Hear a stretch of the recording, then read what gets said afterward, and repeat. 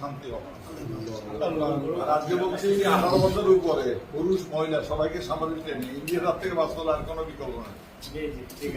আপনি বসেন, আপনি বসেন। দুটোর সময় আমাদের ছেলেরা মাল কোষা খায়, এই লুঙ্গি করা, কোষ মারা, এই এক বুক পানির মধ্যে রাইফেল হাতে দাঁড়ায়। বিদেশি এক মহিলা সাংবাদিক বলো এরা কারা? মালহোত্রা ছিল ইন্ডিয়ান আর্মির চিফ, আমার সাথে সাঁতার প্রতিযোগিতা পারে নাই।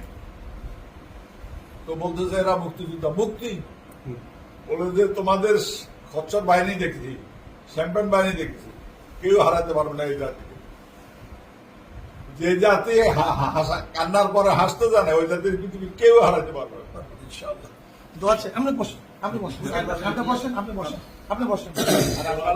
কাছে কাছে রাখবেন, এটা পরে যায়, এটা পরে আল্লাহ